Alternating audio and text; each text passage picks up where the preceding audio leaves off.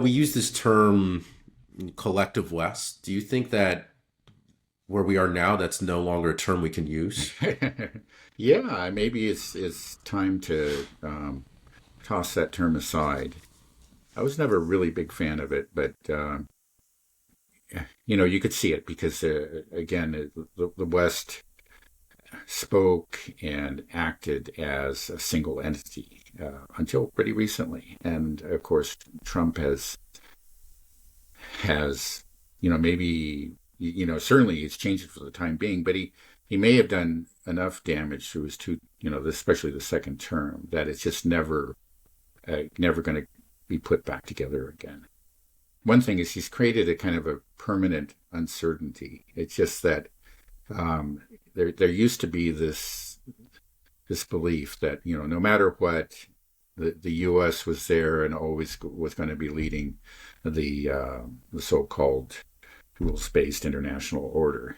That was just a fundamental truth. Similar to the Soviet Union was always going to be there, and it seems to be falling apart right now. And the thing is, you can't really undo this fact. Maybe you'll have another administration a Democratic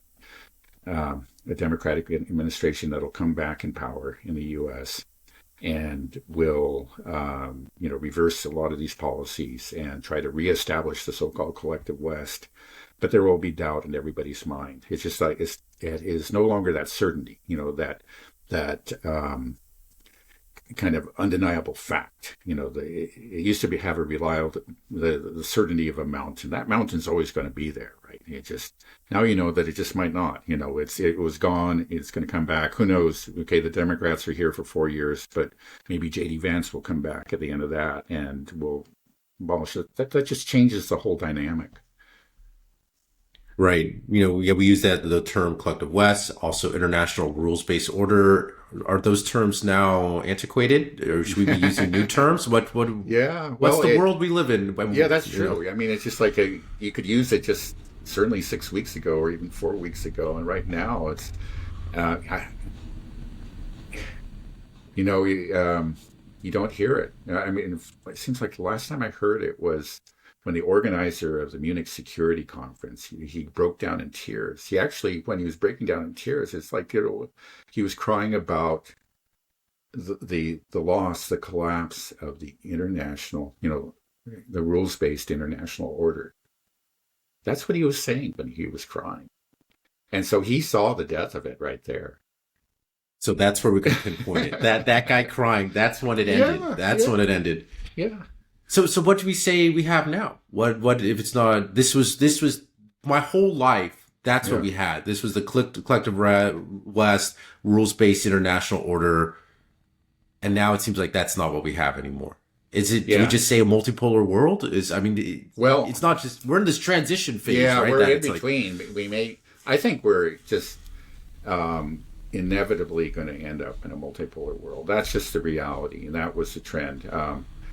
And it's just been that trend has just been accelerated by these statements and decisions by Trump and his administration. We're not out of it yet. We're not there yet, I should say. But we seem to be moving in that direction faster than I ever had anticipated. okay. What happens? Do you think to the European Union? Is it going to stick together? Um, yeah, for the foreseeable future. I mean, it looks like um, that I think like you could call them the Eurocrats, right? The European Commission, um, that they are rubbing their hands with glee. They realize that this crisis is actually could be very much in their favor, at least in the short run. It's who was it that said who said I think it was Obama's like chief of staff that you never let a good crisis go to waste. Meaning that when a crisis happens, that's the chance when you can actually implement, these policies that in normal times would be impossible because they're not popular. But this is a chance to grab more power. You can say, we're under tremendous threat this time. We have to come together. So we must. The countries must cede more power to the central EU government, Brussels. And there is clearly an effort to do that, but they may be so incompetent that they don't succeed in doing it. But, if nothing else, they have been um, accumulating power there in Brussels over the years. And I think it's likely to continue. Now, the whole thing may eventually come down because so many of their policies, especially their energy policies, are just so, well, energy and foreign policies, just beyond stupid. And it's just through their own incompetence, they may bring about their own collapse. Right. I mean, if they consolidate power, it seems like Brussels' goal now is to resist Trump's America and Putin. Right. That's not going to work out. And China. That's not going to work out for them, right? No. Well, I know I always ask this, what's their plan? I don't know. Yeah. Well, I'll say again that they just don't, they apparently don't have a plan, other than just repeating the failed plan that they started with, Ukraine, victory for Ukraine, collapse in Russia. I think just recently, Keir Starmer and others have said, well, what we need to do is another sanctions package and more arms to Ukraine. That's what they've been doing for the past 3 years.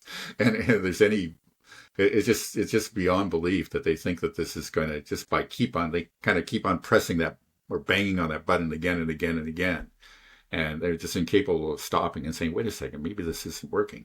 Clearly isn't. But there's always this thought that at some point it'll all turn around and it'll work. You aren't really hearing anything else from European leadership, again, with the exception of Slovakia and Hungary. I don't know if this is true, I just saw on X right before we started, somebody posting that Hungary has been banned from voting in the EU Parliament or something like that. Is that true? No, not yet. It's just the largest party in the EU Parliament, the European Parliament, is proposed banning them, stripping them of their voting rights. I don't know how they would do this, but that proposal has been made. Hungary has been under constant threat, and again, you have to admit, Viktor Orban has been very brave and really very successful, but he is up against the EU behemoth, and he leads a small country. And again, the EU does have a lot of levers that they can apply. They have, so it has been a tough fight, and it's going to continue to be a tough fight for Hungary. I don't know if they'll succeed in this particular plan of stripping them of the powers in the European Parliament, voting powers, but there's constantly, they're constantly working to undermine him. Well, why doesn't Hungary just leave the EU? Well, they do get benefits from it. That's the problem, is that it's sort of like, it's like the federal government in the U.S. The federal government has grown, to way beyond it has grown continually over the last several decades, or even over a century, and it's become something much larger than the founding fathers or even politicians of a few decades ago could have ever imagined. And with that growth, what it means is that so much of the states within the United States are really dependent on federal government money. So that really constrains them. So it makes it very hard for them to pursue an independent course. They kind of made a deal with the devil, you could say. It depends on what side you are on these different issues. But it's the same thing with Hungary. They do get a lot of benefits from being within the EU. Now, some of those I know have been, at least, from time to time, have been rescinded by the EU to punish him. But I think there still are benefits, and there are, advantages in terms of trade and so forth. So he's very reluctant to do that. But if the EU does push it too far, I think that would be a wise decision. And then you say, okay, just forget it. And then there's a whole other world out there. That's what Russia showed. It's that, okay, if you can survive without the EU, you can survive without the West. This is a different world. It's not the world that existed a generation or two ago, where the world economy was completely dominated by the U.S. and Europe. So the G7 really was, the kind of the ruling nations, or the most economically prosperous nations in the world, and what they thought was what really mattered. It's just not true anymore. Again, China has risen and has become the greatest economic power. India is rising, and Russia is rising. It's just it goes beyond that. There's just that as we pointed out earlier, the BRICS economies now combined dwarfs those of the G7. And maybe at some point Hungary and other countries like Serbia, or Slovakia will just turn east and south, and they probably could, do very well for themselves. So if they do it and they succeed, then that's a real problem for Europe, because again, I think that so many of these countries a lot of these countries are not happy with Brussels, but they do fear leaving them. They fear the economic consequences. But if a Hungary could, or a Slovakia could chart an independent course and succeed without the EU, I think that would mean an awful lot. That would probably accelerate the process of disintegration. Brexit is a little bit different because it really hasn't, be honest, it really hasn't been very successful.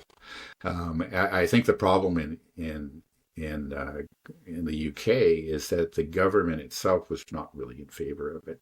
They wanted to remain a part of the EU. So the establishment really didn't. They had to accept the vote against the EU, but they didn't really implement. They didn't actually listen to the voters and address their concerns, because the main concern, as I understand it, in the case of Great Britain, was unrestricted immigration, and that really hasn't changed. It's just like, okay, well, we have to break apart from the EU, but the establishment is still there, who still had all these the same ideas that had been rejected by the voters. But anyway, that's kind of an aside.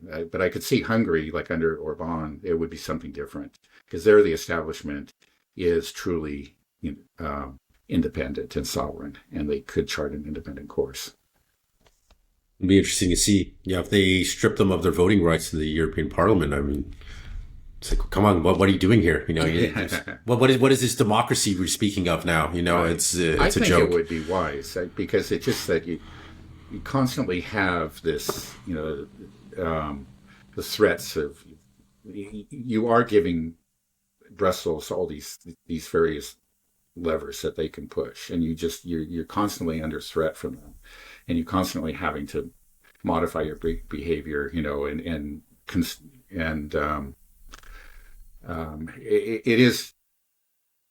it is a loss of sovereignty. You are accepting a certain amount of a certain loss of sovereignty by becoming a member of the EU. And they've managed to be much more independent than most countries, but still their independence is limited and is constantly under threat. But if they actually reached out to the rest of the world, see, this is the advantage of multipolarity, is that you don't have to make yourself dependent on any one pole, to put it that way. You foster good relations with China, with Russia, with India, Iran, and the global South, Brazil, and that gives you, that means that you are, again, you're not dependent on any one power. If there's one power that gives you problems, you can just kind of shift towards the others. And the thing is, like, each one of those great powers understands that, so they have an incentive to treat you decently. If they try to exercise the kind of control that, like, Brussels did over you, let's say if Moscow tried that, I don't think they would, and they haven't shown that tendency at all. But let's say they did, but you have options. You can, there are a lot of poles in the multipolar world, and so that even if Russia had that intention, and I don't believe they do, that they would be constrained by that fact. They would understand that they could not do like what Brussels is doing now, because this country has options. The thing is, when you sign up for the EU project, your options are severely limited. Guys, thanks for listening. Please like, comment, subscribe, all that good stuff. And if you haven't checked it out yet, please check out my website, nobliski.io. You can look at the pinned comment below. It's something that I think you'll find useful. Even my dad uses it. My wife uses it. Instead of Googling things, you should be using this website because you get access to OpenAI, Perplexity, Anthropic, DeepSeek. There's hundreds of models that you can use. It's what I use to create the thumbnail images, things like this. And the greatest thing about it is there's no rate limits. There are no subscription fees. It's free to try out and use. You get free tokens every day. So if you're not a heavy AI user, you will never have to pay for anything. But this is really my passion project. I really want to get it off the ground, and I think you guys would like it. So yeah, check it out. Let me know what you think. And if you have time to download the apps and give it 5 stars, that'd mean a lot to me as well. Thanks a lot.